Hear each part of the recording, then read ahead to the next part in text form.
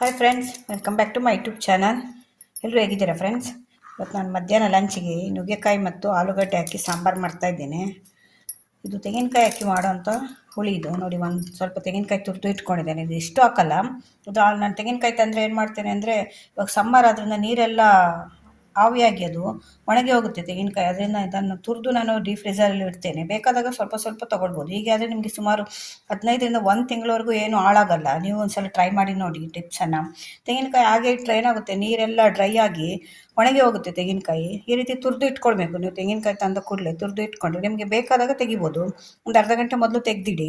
ಇವಾಗ ತೆಗೆದಿಟ್ಟಿದ್ದೇನೆ. ತೆಂಗಿನಕಾಯಿ ಹಾಕಿ ಹುಳಿ ಮಾಡ್ತಾ ಇದ್ದೇನೆ. ಅದರ ಜೊತೆಯಲ್ಲಿ 2 ನುಗ್ಗೆಕಾಯಿ ಜೊತೆಯಲ್ಲಿ 2 ಆಲೂಗಡ್ಡೆ ಹಾಕ್ತಾ ಇದ್ದೇನೆ. ಇದು ತುಂಬ ಚೆನ್ನಾಗಿರುತ್ತೆ ಹುಳಿ. ಇದು ಒಂದ್ಸಲ ಟ್ರೈ ಮಾಡಿ. ಹೆಚ್ಚಾಗಿ ನಾವು ಬೇಳೆ ಹಾಕಿ ಹುಳಿ ಮಾಡ್ತೇವಲ್ಲ, ಅಂದರೆ ನುಗ್ಗೆಕಾಯಿ ಸಾರು ಟೈಪಲ್ಲಿ ಮಾಡ್ತಾರೆ ಹೆಚ್ಚಾಗಿ. ಅದೇ ರೀತಿ ತೆಂಗಿನಕಾಯಿ ಹಾಕಿ ಕೂಡ ಹುಳಿ ಮಾಡ್ಬೋದು. ಇವಾಗ ಇದನ್ನೆಲ್ಲ ಕಟ್ ಮಾಡ್ಕೊಳ್ತೇನೆ. ಕಟ್ ಮಾಡ್ಕೊಂಡು ಬೇಯಿಸ್ಕೊಳ್ಬೇಕು.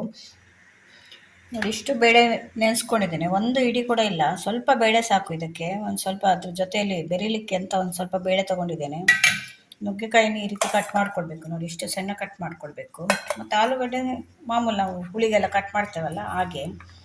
ಕೆಲವೆಲ್ಲ ತುಂಬ ಸಣ್ಣ ಇದೆ ನುಗ್ಗೆಕಾಯಿ. ಯಾಕೆಂದರೆ ಮಾರ್ಕೆಟಲ್ಲಿ ಮಾರ್ತಾಯಿದ್ರು ಕೂತ್ಕೊಂಡು. ಅದು ಒಂದು ಹುಡುಗಿ ಮಾರ್ತಾಯಿತ್ತು ಪಾಪ, ತಗೊಳ್ಳಿ ಆಂಟಿ ಅಂತ. ಅದರಿಂದ ತಗೊಂಡು ಬಂದಿದ್ದೆ. ಕೆಲವೆಲ್ಲ ಸಣ್ಣ ಇತ್ತು ತುಂಬ. ಇದನ್ನೊಂದ್ಸಲ ಎಲ್ಲ ಕಟ್ ಮಾಡ್ಕೊಳ್ಬೇಕು.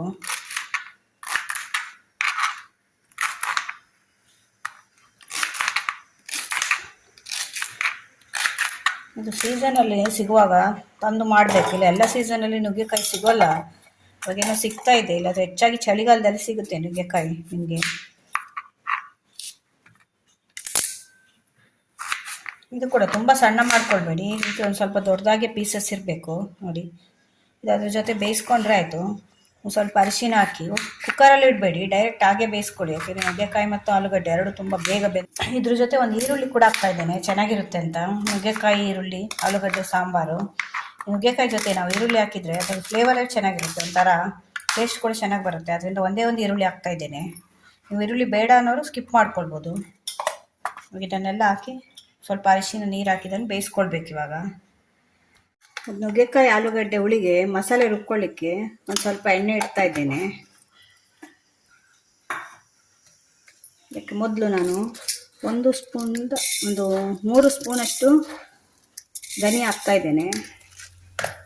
ಸ್ವಲ್ಪ ಫ್ರೈ ಆಗಬೇಕು. ಇದು ತೆಂಗಿನಕಾಯಿ ಜೊತೆ ರುಬ್ಕೊಳ್ಳಿಕ್ಕೆ ಇದು. ಆಮೇಲೆ 1 ಸ್ಪೂನಷ್ಟು ಜೀರಿಗೆ ಹಾಕ್ತಾ ಇದ್ದೇನೆ.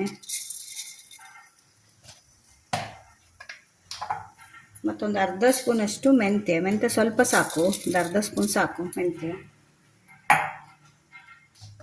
ಮತ್ತು 1 ಸ್ಪೂನಷ್ಟು ಉದ್ದಿನ ಬೇಳೆ. ಈ ರೀತಿ ಕೂಡ ಒಂದು ಸಲ ಮಾಡಿ ನೋಡಿ. ಹೆಚ್ಚಾಗಿ ನಮಗೆ ಈ ಕಡೆ ಉಡುಪಿ ಕಡೆ ಎಲ್ಲ ಈ ರೀತಿ ಮಾಡ್ತಾರೆ. ಒಂದು ಅರ್ಧ ಸ್ಪೂನಷ್ಟು ಕಡಲೆಬೇಳೆ. ಇದು ಕಡಲೆಬೇಳೆ ಯಾಕೆ ಹಾಕೋದು ಅಂದರೆ, ನಿಮಗೆ ಅದು ಸ್ವಲ್ಪ ಗಟ್ಟಿ ಬರಬೇಕು ನಿಮಗೆ ಹುಳಿ. ಅದಕ್ಕೆ ಕೆಲವರು ಅಕ್ಕಿ ಕೂಡ ಹಾಕ್ತಾರೆ. ನಾನು ಕೂಡ ಸ್ವಲ್ಪ ಅಕ್ಕಿ ಕೂಡ ಹಾಕ್ತೇನೆ. ಒಂದು ಅರ್ಧ ಸ್ಪೂನಷ್ಟು ಅಕ್ಕಿ ಹಾಕ್ತಾ ಇದ್ದೇನೆ. ಎಲ್ಲ ಒಂದು ಸಲ ಉಟ್ಕೊಳ್ಬೇಕು. ಇದೊಂದು ಸ್ವಲ್ಪ ಕೆಂಪಗಾಗಬೇಕಿದು.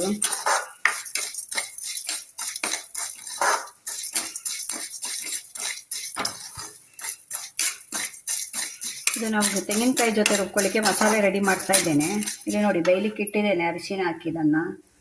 ಬೇಳೆ ಇಡಲಿಲ್ಲ ನಾನು. ಆಲೂಗಡ್ಡೆ ಮತ್ತು ನುಗ್ಗೆಕಾಯಿ, ಈರುಳ್ಳಿ ಬೇಯಲಿಕ್ಕೆ ಇಟ್ಟಿದ್ದೇನೆ. ಬೇಳೆ ಕುಕ್ಕರಲ್ಲೇ ಬೇಯಿಸ್ಕೊಳ್ಬೇಕಾಗುತ್ತೆ.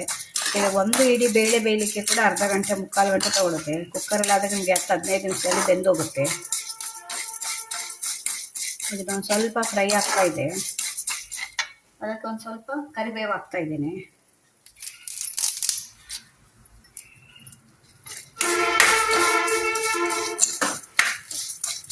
ಚೆನ್ನಾಗಿರುತ್ತೆ. ಒಂದ್ಸಲ ಮನೆಯಲ್ಲಿ ಟ್ರೈ ಮಾಡಿ ನೋಡಿ. ಈ ರೀತಿ ಕೂಡ ನುಗ್ಗೆಕಾಯಲ್ಲಿ ಮಾಡ್ಬೋದು.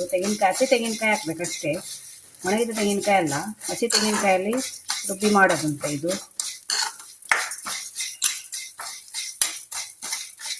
ಇವಾಗ ಇದಕ್ಕೊಂದು 4 ಕೆಂಪು ಮೆಣಸಿನ್ಕಾಯಿ ಹಾಕ್ತಾ ಇದ್ದೇನೆ. 4 ಸಾಕು, ಖಾರ ಜಾಸ್ತಿ ಇದೆ. ಇದು 2 ಗುಂಟೂರು ಹಾಕ್ತಾ ಇದ್ದೇನೆ. ಮತ್ತು 2 ಬ್ಯಾಡಗಿ ಕಲರ್ ಮತ್ತು ಖಾರಕ್ಕೆ. ಖಾರ ನೀವು ನೋಡ್ಕೊಂಡು ಹಾಕಬೇಕು. ನಿಮಗೆ ಖಾರ ಎಷ್ಟು ತಿಂತೀರ ಅದರ ಮೇಲೆ ಡಿಪೆಂಡ್ ಆಗಿರುತ್ತೆ. ನೀವು 4 ಮೆಣಸಿನ್ಕಾಯಿ ಹಾಕಿದ್ರೆ ಖಾರ ಬರುತ್ತೆ. ನೀವು ಇನ್ನೂ ಖಾರ ಜಾಸ್ತಿ ತಿಂತೀರ ಅಂದರೆ ಇನ್ನೊಂದು 2 ಆ್ಯಡ್ ಮಾಡ್ಕೊಳ್ಬೋದು. ಇದು ಆಲ್ಮೋಸ್ಟ್ ಆಯ್ತು. ಇವಾಗ ಒಂದು ಸ್ವಲ್ಪ ನಿಮಗೆ ಹೇಗೆ ಮಸಾಲೆ ಆಯಿತು ಅಂತ ಗೊತ್ತಾಗುತ್ತೆ ಅಂದರೆ ಅದು ಘಮ ಬರಲಿಕ್ಕೆ ಶುರುವಾಗುತ್ತೆ. ಅದು ಒಳ್ಳೆ ಘಮ ಬರ್ತಾ ಇದೆ. ಮತ್ತು ಇದೆಲ್ಲ ಫ್ರೈ ಆಗುತ್ತಲ್ಲ, ಗೊತ್ತಾಗುತ್ತೆ ನಿಮಗೆ. ತುಂಬ ಕಪ್ಪಾಗಿ ಫ್ರೈ ಮಾಡ್ಕೊಳ್ಬೇಡಿ, ಒಂದು ಸ್ವಲ್ಪ ಮೀಡಿಯಮ್ ಫ್ರೈ ಆದರೆ ಸಾಕು. ಎಲ್ಲ ಕಲರ್ ಟರ್ನ್ ಆದರೆ ಸಾಕು, ಆಫ್ ಮಾಡಿ. ತುಂಬ ಕಪ್ಪಾದರೆ ಕೂಡ ಅದು ಒಂಥರ ಸೀದ ವಾಸನೆ ಬರ್ತಾ ಇರುತ್ತೆ ನಿಮಗೆ, ಹುಳಿ ಎಲ್ಲ. ನೋಡಿ ಇಷ್ಟು ಆಲ್ಮೋಸ್ಟ್ ಆಯಿತು. ನೋಡಿ ಕಲರ್ ಚೇಂಜ್ ಆಗುತ್ತೆ, ಅದು ಅಲ್ಲಿವರೆಗೂ ನೀವು ಮಾಡಿಕೊಂಡ್ರೆ ಆಯಿತು. ಮೀಡಿಯಮಲ್ಲಿಟ್ಟು ಮಾಡ್ಕೊಳ್ಳಿ. ನೋಡಿ ಈ ರೀತಿ ಸ್ವಲ್ಪ ಕಲರ್ ಚೇಂಜ್ ಆಗುತ್ತೆ. ಮತ್ತು ಅಕ್ಕಿ ಎಲ್ಲ ದಪ್ಪ ಆಗ್ತಾ ಬರುತ್ತೆ ನಿಮಗೆ ಫ್ರೈ ಆಗಿದೆ ಅಂತ ಗೊತ್ತಾಗುವಾಗ. ಒಂದು 5 ನಿಮಿಷ ಫ್ರೈ ಸಾಕಾಗುತ್ತೆ ನಿಮಗೆ. ಆಮೇಲೆ ಅದು ಬಿಸಿಗೆ ಮತ್ತೆ ಅದು ಕಲರ್ ಚೇಂಜ್ ಆಗುತ್ತೆ, ಅದು ಬಿಸಿಗೆ. ಅದನ್ನು ಒಂದು 5 ನಿಮಿಷ ಮಾಡ್ಕೊಂಡು ಆಫ್ ಮಾಡಿದರೆ ಆಯಿತು. ಇದಾಯ್ತು ಇವಾಗ ಮಸಾಲೆ. ಇದನ್ನು ಇವಾಗ ನಾನು ತೆಂಗಿನಕಾಯಿ ಜೊತೆ ರುಬ್ಕೊಂಡು ಬರ್ತೇನೆ. ತಣ್ಣಗಾದ್ಮೇಲೆ ರುಬ್ಕೊಳ್ಬೇಕು, ಬಿಸಿ ಹಾಕ್ಕೊಳ್ಬೇಡಿ. ನೋಡಿ ಫ್ರೆಂಡ್ಸ್, ಬೇಳೆ ಬೇಯಿಸ್ಕೊಂಡಿದ್ದೇನೆ. ನೋಡಿ ಸ್ವಲ್ಪನೇ ಬೇಳೆ ತೊಗೊಂಡಿದ್ದು, ಇಷ್ಟೇ ಬೇಳೆ ಸಾಕಾಗುತ್ತೆ ಇದಕ್ಕೆ. ಏಕೆಂದರೆ ಇದು ತೆಂಗಿನಕಾಯಿ ರುಬ್ಬಿ ಹಾಕ್ತೇವಲ್ಲ, ಆದ್ದರಿಂದ ಇವಾಗ ಇದನ್ನು ಕುದಿಲಿಕ್ಕೆ ಇಡ್ತೇನೆ.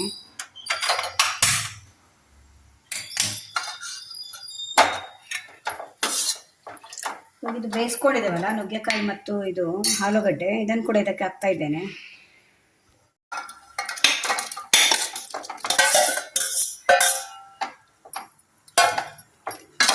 ಈ ರೀತಿ ನೀವು ಪಾತ್ರೆಯಲ್ಲಿ ಬೇಯಿಸ್ಕೊಂಡ್ರೆ ಹಾಫ್ ಬಾಯ್ಲ್ ಆಗುತ್ತೆ. ಇದು ಹೋಳೆಲ್ಲ ಆಗೇ ಇರುತ್ತೆ. ಇಲ್ಲಾಂದರೆ ಏನಾಗುತ್ತೆ ಅಂದರೆ ಎಲ್ಲ ಕಲಡಿ ಹೋಗುತ್ತೆ ಇದು ನೀವು ಕುಕ್ಕರಲ್ಲಿ ಬೇಯಿಸ್ಕೊಂಡ್ರೆ.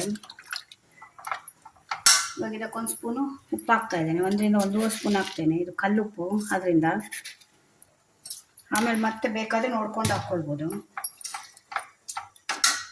ಮತ್ತೊಂದು ಸ್ವಲ್ಪ ಬೆಲ್ಲ ಹಾಕ್ತಾ ಇದ್ದೇನೆ. ನೀವು ಬೆಲ್ಲ ಬೇಕಾದರೆ ಹಾಕ್ಕೊಳ್ಳಿ, ಸಿಹಿ ಆಗಲ್ಲ, ಅದರಿಂದ. ಒಂದು ಸ್ವಲ್ಪ ಇದು 1 ನಿಂಬೆಹಣ್ಣಷ್ಟು ಹುಳಿ ತೆಗೆದು ರಸ ತೆಗೆದು ಇಟ್ಕೊಂಡಿದೆ, ಅದನ್ನು ಕೂಡ ಹಾಕ್ತಾ ಇದ್ದೇನೆ. ಇದು ನುಗ್ಗೆಕಾಯಿ ಬೇಯುವಾಗಲೇ ಇದು ಅರಿಶಿನ ಹಾಕಿದ್ದೇನೆ, ಅದರಿಂದ ಬೇಕಾದರೆ ಮತ್ತೆ ಹಾಕ್ಕೊಳ್ಬೋದು. ಯಾಕೆಂದರೆ ನಾನು ತೆಂಗಿನಕಾಯಿ ರುಬ್ಕೊಳ್ಳುವಾಗ ಕೂಡ ಸ್ವಲ್ಪ ಹಾಕಿದ್ದೇನೆ. ನೋಡಿ ಇದು ತೆಂಗಿನಕಾಯಿ ರುಬ್ಕೊಂಡಿದ್ದೇನೆ. ಅವಾಗ ನಾನು ಮಸಾಲೆ ಹುರಿದ್ನಲ್ಲ, ಅದನ್ನು ತೆಂಗಿನಕಾಯಿ ಜೊತೆಯಲ್ಲಿ ರುಬ್ಕೊಂಡಿದ್ದೇನೆ. ಇದೊಂದು ಕುದಿ ಬರಬೇಕು. ಇದೊಂದು ಕುದಿ ಬಂದಮೇಲೆ ನಾವು ಒಂದು ತೆಂಗಿನಕಾಯಿನ ಅದಕ್ಕೆ ಮಿಕ್ಸ್ ಮಾಡಬೇಕು. ನೋಡಿ ಈಗ ಕುದೀತಾ ಇದೆ. ಇದೊಂದು 2 ನಿಮಿಷ ಕುದಿಬೇಕು, ಯಾಕೆಂದರೆ ಇದು ಉಪ್ಪು ಹುಳಿ ಎಲ್ಲ ಇಟ್ಕೊಳ್ಬೇಕಲ್ಲ ನಿಮಗೆ, ಆಲೂಗಡ್ಡೆ ಮತ್ತು ನುಗ್ಗೆಕಾಯಿಗೆಲ್ಲ. ಅದರಿಂದ ಒಂದು 2 ನಿಮಿಷ ಕುದಿಸ್ಕೊಳ್ಬೇಕು.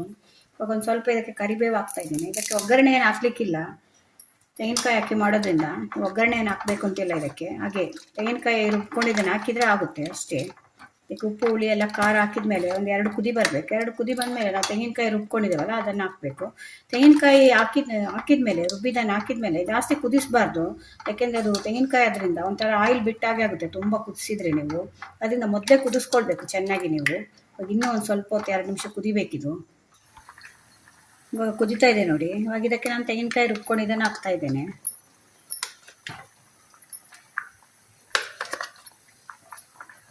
ತೆಂಗಿನಕಾಯಿ ಹಾಕಿದ್ಮೇಲೆ, ರುಬ್ಬಿದ್ದನ್ನು ಹಾಕಿದ್ಮೇಲೆ ಜಾಸ್ತಿ ಕುದಿಸಬೇಡಿ ನೀವು.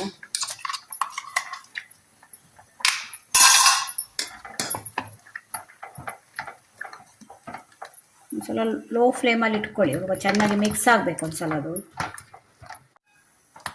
ಒಂದು 2-3 ನಿಮಿಷ ಕುದಿ ಬರಬೇಕು. ಅದು ನೀವು ಹೈಯಲ್ಲಿಟ್ಟರೆ ಬೇಗ ಕುದಿ ಬರುತ್ತೆ, ಮೀಡಿಯಮಲ್ಲಿಟ್ಟರೆ ಒಂದು 5 ನಿಮಿಷ ತಗೊಳುತ್ತೆ ಇದು. ಮುಚ್ಚಿಡ್ತಾ ಇದ್ದೇನೆ ಇವಾಗ. ಒಂದು ಸ್ವಲ್ಪ ಕುದಿಬೇಕು ಇವಾಗ ಇದು. ನೋಡಿ ಕುದಿತಾ ಇದೆ. ಇಷ್ಟು ಕುದಿದ್ರೆ ಸಾಕು. ಬೇಕಾದರೆ ಲಾಸ್ಟಲ್ಲಿ ಒಂದು ಸ್ವಲ್ಪ ಕರಿಬೇವು ಹಾಕಿ ಆಫ್ ಮಾಡಿದರೆ ಆಯಿತು. ಇದಕ್ಕೆ ಒಗ್ಗರಣೆ ಹಿಂಗು ಏನು ಬೇಕು ಅಂತಿಲ್ಲ. ಇದು ನುಗ್ಗೆಕಾಯಿ ಆಲೂಗಡ್ಡೆ ಹುಳಿ ರೆಡಿ ಆಯಿತು. ನೋಡಿ ಫ್ರೆಂಡ್ಸ್, ನುಗ್ಗೆಕಾಯಿ ಆಲೂಗಡ್ಡೆ ತೆಂಗಿನಕಾಯಿ ಹಾಕಿ ಮಾಡಿದ ಹುಳಿ ರೆಡಿಯಾಗಿದೆ. ತುಂಬ ಚೆನ್ನಾಗಿರುತ್ತೆ ಇದು. ಒಂದ್ಸಲ ಈ ರೀತಿ ಟ್ರೈ ಮಾಡಿ ನೋಡಿ. ನಾರ್ಮಲಿ ನೀವು ನುಗ್ಗೆಕಾಯಿ ಸಾರು, ನುಗ್ಗೆಕಾಯಿ ಹುಳಿ ಬೇಳೆ ಹಾಕಿ ಎಲ್ಲ ಮಾಡ್ತೀರಲ್ಲ, ಈ ರೀತಿ ಕೂಡ ಒಂದ್ಸಲ ಟ್ರೈ ಮಾಡಿ ನೋಡಿ. ತುಂಬ ಚೆನ್ನಾಗಿರುತ್ತೆ, ಡಿಫ್ರೆಂಟ್ ಆಗಿರುತ್ತೆ. ಇದು ನಮ್ಮ ಕಡೆ ಎಲ್ಲ ಜಾಸ್ತಿ ಈ ರೀತಿ ಮಾಡ್ತಾರೆ. ನೋಡಿ ಕಾಣ್ತಾ ಇದೆ ಅಂತ. ಅನ್ನದ ಜೊತೆ ಕೂಡ ಚೆನ್ನಾಗಿರುತ್ತೆ, ಮತ್ತು ನಿಮಗೆ ಚಪಾತಿ ಜೊತೆ ಕೂಡ ತಿನ್ಬೋದು, ಮತ್ತು ಇದು ರಾಗಿ ಮುದ್ದೆ ಜೊತೆ ಕೂಡ ತುಂಬ ಚೆನ್ನಾಗಿರುತ್ತೆ. ಆದ್ದರಿಂದ ಮನೆಯಲ್ಲಿ ಒಂದ್ಸಲ ಮಾಡಿದರೆ ನಿಮಗೆ ಗೊತ್ತಾಗುತ್ತೆ ಇದರ ರುಚಿ ಹೇಗಿರುತ್ತೆ ಅಂತ. ಈ ವಿಡಿಯೋ ನಿಮ್ಗೆ ಇಷ್ಟ ಆದರೆ ನನ್ನ ಚಾನಲ್ ಸಬ್ಸ್ಕ್ರೈಬ್ ಮಾಡ್ಕೊಂಡು ನೋಡಿ. ಇದೇ ಥರ ಹೊಸ ವಿಡಿಯೋ ತೊಗೊಂಡು ಮತ್ತೆ ಬರ್ತೇನೆ. Bye friends.